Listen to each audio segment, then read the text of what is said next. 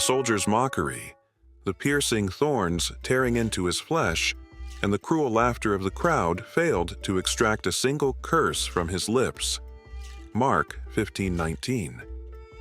To the Roman officer observing the scene, it was as if the condemned man embraced his fate willingly.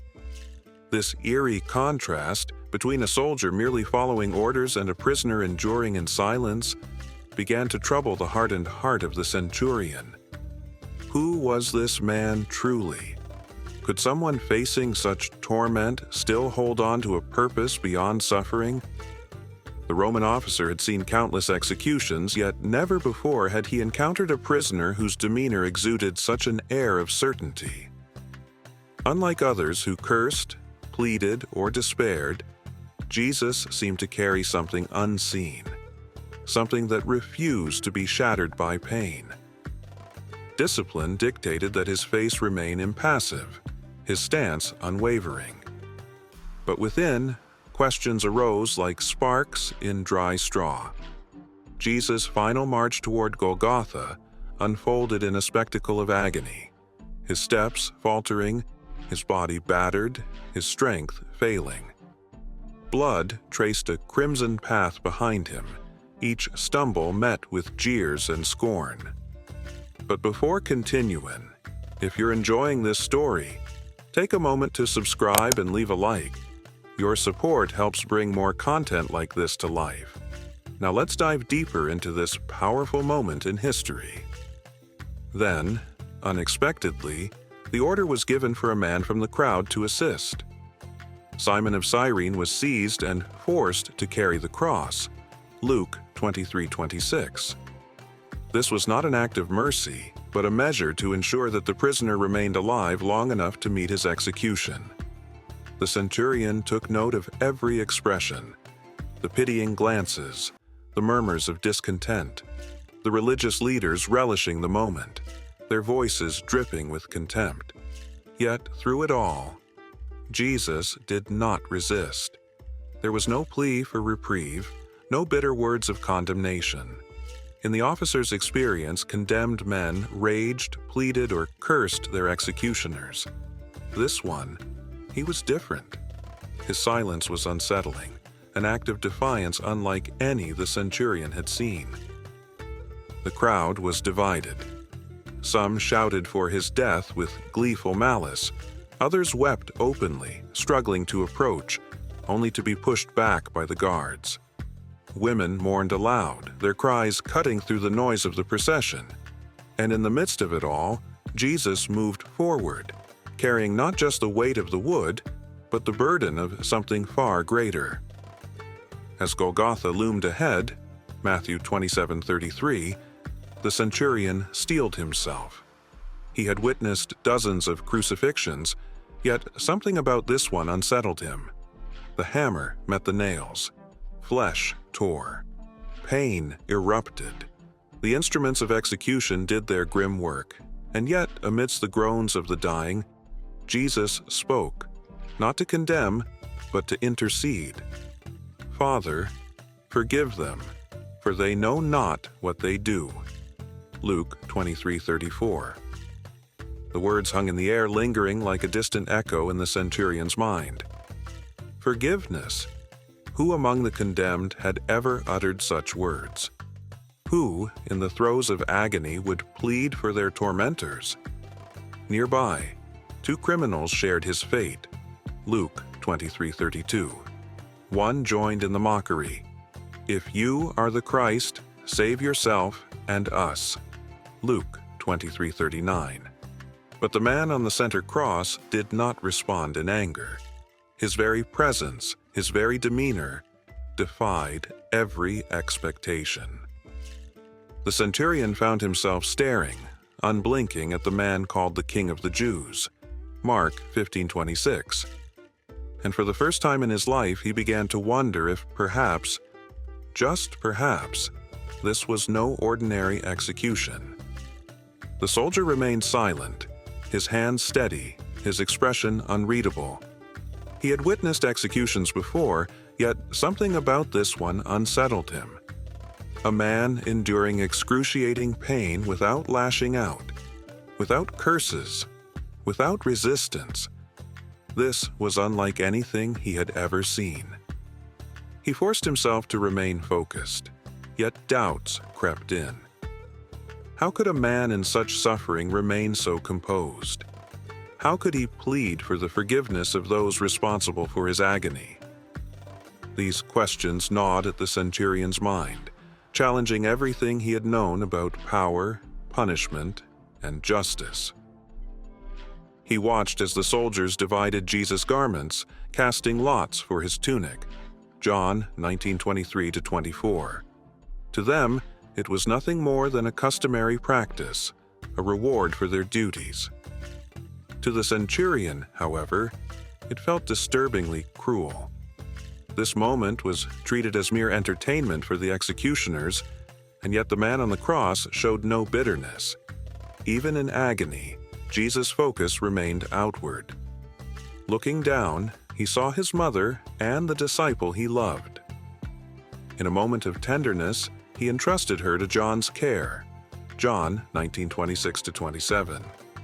This was not the selfish desperation of a dying man, but the act of someone ensuring that love would endure beyond suffering. The centurion clenched his jaw. He had never seen a condemned man behave this way. Criminals spat, cursed, and wailed, but this one forgave. Why? The soldier's unease deepened when one of the thieves crucified beside Jesus defended him. "We deserve this punishment, but this man has done nothing wrong." Luke 23:41. The centurion observed closely. And then, with quiet certainty, Jesus responded, "Today, you will be with me in paradise." Luke 23:43. A shudder ran through him. These words were not empty. They carried weight, authority, certainty. How could a man who was moments from death speak of paradise with such conviction? Then, at the 6th hour, the sky darkened unnaturally. Matthew 27:45. It was not the passing of clouds nor the shifting of the sun. It was something else. A deep, inescapable shadow fell over the land, heavy and thick like morning itself. The soldier's heart pounded. He had stood in storms, marched through battles, and felt the tremors of war. But this was different. It was as if creation itself recoiled at what was happening. The murmurs of the crowd shifted. Some whispered that judgment was coming. Others scoffed, their laughter hollow. Yet amid it all, the centurion found himself staring at the figure on the cross. If the heavens themselves darkened at his suffering, then who was this man truly? And why did he feel as though something far greater than an execution was taking place before him? The centurion searched for a natural explanation, but none came. He had seen death before, had faced its raw cruelty on the battlefield. Yet this was different. The oppressive darkness felt like more than an eclipse. It carried weight, as if the heavens themselves mourned. Something about this day was unlike any he had experienced. Time lost its meaning beneath the shroud of gloom. The air hung thick, heavy with an anticipation he could not name. Then, through the silence, a cry pierced the darkness. Jesus' voice rang out with anguish. My God, why have you forsaken me?" Matthew 27:46. The words echoed in the centurion's mind, stirring something unspoken deep within. A murmur ran through the crowd. Some sneered, saying he called for Elijah. Others whispered in uncertainty, shifting uneasily. But before anyone could react, Jesus spoke once more, his voice resolute despite the suffering. "It is finished." John 19:30.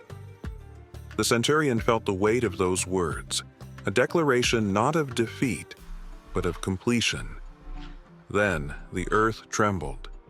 The ground beneath him shuddered violently as an earthquake split the rocks. Matthew 27:51. The very fabric of the city was torn, temple curtains ripped from top to bottom, as if an unseen force had laid it bare. The centurion braced himself, yet fear gripped his chest. He had trained to withstand any attack, to remain unmoved in the face of chaos. But now, he could not ignore what he saw. This was not chance. This was not ordinary. It was as if creation itself was responding to the death of this man. As Jesus took his last breath and yielded his spirit, Luke 23:46, the centurion felt something shift within him.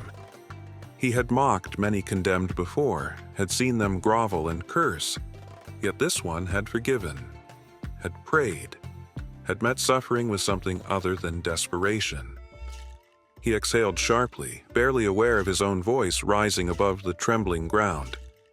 Truly, this was the Son of God. Matthew 27:54, Mark 15:39, Luke 23:47. His words were not calculated.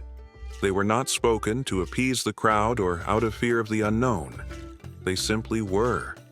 A recognition, a revelation that had been growing within him from the moment he had seen Jesus remain silent under accusation, endure agony without resentment, and now surrender with peace. The centurion had sworn allegiance to Rome, to Caesar. He had believed in the unshakable power of the empire. But now, standing before a crucified man whose very death had shaken the heavens and the earth, he questioned everything he had ever known. He had no theological understanding, no grasp of prophecy, yet he knew. This was no ordinary execution. This was no ordinary man. And from this moment on, his life could never be the same. The centurion stood at a distance, his mind unable to quiet the echoes of his own words. The realization that had gripped him at the foot of the cross refused to fade. The man he had helped execute was not like any other. The darkness, the trembling earth, and the way Jesus had faced death, none of it fit within the limits of human logic. The Roman had seen many men die, yet never had he witnessed one surrender with such authority. The burial took place swiftly. Joseph of Arimathea, a respected member of the council, approached Pilate and requested Jesus' body. John 19:38. It was an unusual act, but Pilate, after confirming Jesus' death with another centurion, granted permission. Joseph and Nicodemus, once a secret follower of Jesus, wrapped the body in linen and placed it in a tomb hewn from rock. John 19:39-42. Roman guards were soon stationed to watch over it, as rumors spread that his followers might try to steal the body. Matthew 27:62-66. The centurion, however, was left alone with his thoughts. Duty called him to continue his role, but internally, something had begun to unravel. What if Jesus truly was more than a prophet? What if his death had meant something beyond what the Roman Empire could comprehend? The weight of those questions was heavier than the armor he wore. Days passed, but Jerusalem remained tense. Then, unexpected reports surfaced. Accounts from women claiming the tomb was empty, Luke 24:3. At first, the claim seemed absurd, but soon, more accounts followed. Some disciples had seen him, spoken with him, Luke 24:13-35. Others said he had appeared in locked rooms, showing his wounds as proof, John 20:19-29. The rumors could not be contained, and they reached even the ears of the Romans. Had the impossible happened? The centurion could not ignore the possibility. He had watched Jesus breathe his last, had seen the spear pierce his side, John 19:34. And yet, if what people said was true, the one they had crucified now lived again. The city was divided. The religious leaders worked to suppress the claims, bribing the guards to say the body had been stolen. Matthew 28:12-15. Others whispered that the resurrection was a sign of something greater, something that would change the world forever. The centurion listened, but for the first time he did not dismiss the words outright. His heart wrestled with the reality before him. He had once sworn loyalty to Rome, to its gods and its power. But now, he found himself drawn toward a different kind of authority, one not built on violence, but on sacrifice. Could he turn away from what he had seen?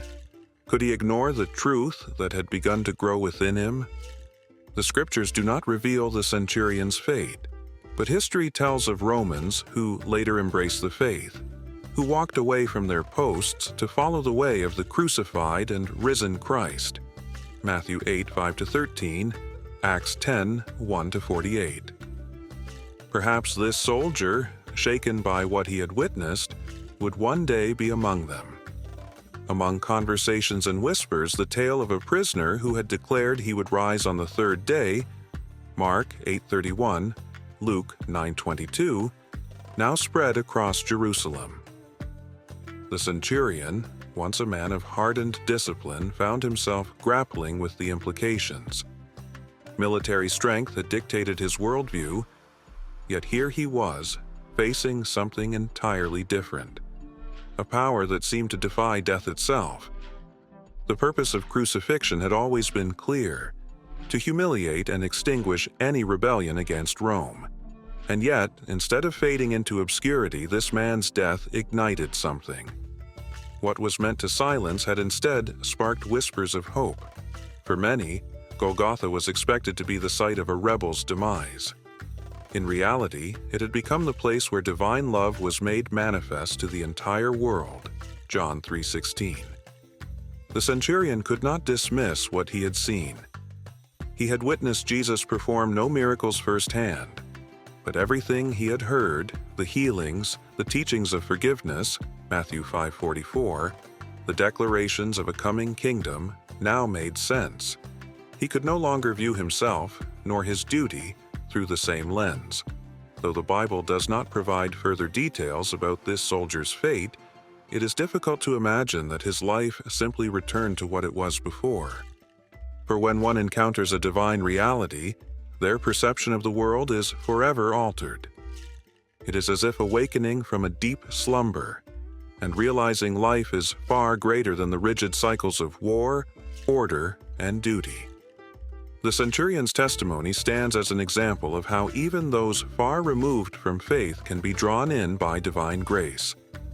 Jesus' death was unlike any he had overseen before. He had seen men curse their executioners, fight until their last breath, or plead desperately for their lives. Jesus, however, had embraced the cross with a peace that unsettled him. He forgave rather than condemned. And when the heavens darkened, the earth quaked, and the temple veil tore in two, it became undeniable. Jesus had not been conquered. He had fulfilled something eternal. The book of Acts records how Gentiles, outsiders to the Jewish faith, came to embrace the message of Christ. Acts 11:18, Acts 13:48. The Roman soldier who had proclaimed, "Truly this was the Son of God," symbolized this great shift. No longer was salvation a message for one people alone. The kingdom of God was open to all, even to a man who had once served the empire that ordered Christ's death. His declaration was not merely personal. It resonated with the collective movement that followed. The disciples, emboldened by the resurrection, carried this message across lands and cultures. Jesus had been crucified under Roman law, yet even Rome could not contain his truth. The soldier's confession leaves us with a question. If someone so entrenched in duty and violence could recognize the divine in Jesus, what does that mean for us today? The cross, once a tool of fear and shame, became a symbol of redemption. 1 Corinthians 1:18. It remains an invitation, one that reaches beyond time, status, and past mistakes, offering new life to all who would see. Therefore, when the centurion affirmed Jesus' divinity, it was not a mere philosophical statement, but a surrender to a reality greater than any human authority. In that moment, Golgotha became more than a site of execution. It became a symbol of a divine love that endures beyond suffering. The gospel does not promise a life free of hardships, but it transforms the hearts of those who receive it. This Roman soldier, shaped by war and obedience to the empire, found his perspective altered as he witnessed Jesus' final moments. Many theologians interpret the crucifixion and resurrection as the ultimate demonstration of love triumphing over sin and death. Romans 5:8. In this sense, the centurion's experience serves as a reminder that God's grace reaches even those who seem farthest from it. As Paul later wrote, where sin increased, grace increased all the more. Romans 5:20. Although the Gospels do not provide details of the centurion's fate, the impact of that day is undeniable. The question posed by the cross remains relevant for every individual. If the Son of God willingly gave his life to reconcile humanity with the Father, why should anyone remain imprisoned by past mistakes or hardened hearts? Jesus' sacrificial death opened the path for all who believe. John 14:6. Even when he was pierced by the soldier's spear, John 19:34, his response was not one of anger or revenge. Instead, his last words reflected complete surrender. Father, into your hands I commit my spirit. Luke 23:46. His physical death was not an end, but a beginning, the seed of a new covenant between God and humankind. Divine grace stands as the cornerstone of this entire narrative. Humanity's redemption does not rely on personal merit, but on Christ's perfect sacrifice. Hebrews 9:26. The centurion, who had once taken lives in the name of Caesar, encountered a truth that surpassed earthly power: the boundless love of God. His story serves as a testimony that no one is beyond the reach of salvation. The gospel remains an invitation to all, regardless of background or past actions. Just as the centurion proclaimed Jesus as the Son of God, so too can anyone who chooses to embrace the truth of Christ. In this light, the cross is no longer a symbol of condemnation, but a bridge to reconciliation with the Creator. If anyone has ever felt unworthy or distant from faith, the centurion's transformation offers reassurance. The change that begins in an individual is not the result of mere human effort, but of divine grace working from within. His exclamation, recognizing Jesus' true identity, still echoes through time. Though the scriptures do not follow his journey beyond that moment, his testimony remains a powerful affirmation of faith. The Bible makes it clear the cross was never an accident in history, but the fulfillment of God's plan to redeem the world. Acts 2:23. Each of us, upon hearing this account, is invited to personally reflect on the significance of the cross. What does it mean in our lives? Is it merely a religious symbol, or do we recognize in it the ultimate expression of the Creator's love for humanity? The soldier's reaction, a man raised under Roman law and immersed in a culture that showed little mercy to enemies, reveals that even the hardest hearts can be transformed by Christ's sacrifice. Golgotha's legacy endures, testifying that no one is too distant to be reached by divine grace. Jesus' death did not simply disrupt political and religious structures, it profoundly impacted human hearts. Beyond the narrative of martyrdom, it stands as the declaration that life triumphs over death. The cross is not merely a representation of suffering, but a revelation of God's immeasurable love for the world. The centurion's realization was not an isolated event. It was a demonstration that Christ's message extends beyond cultural and national barriers.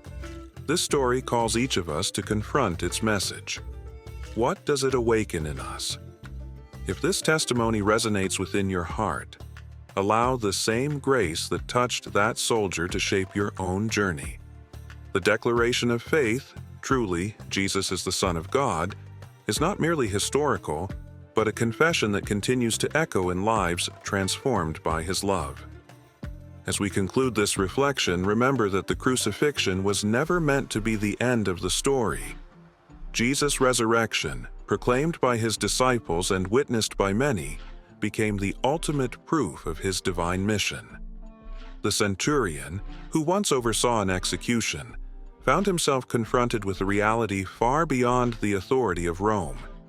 His statement was not just a moment of awe, it was the response of a soul that had encountered truth.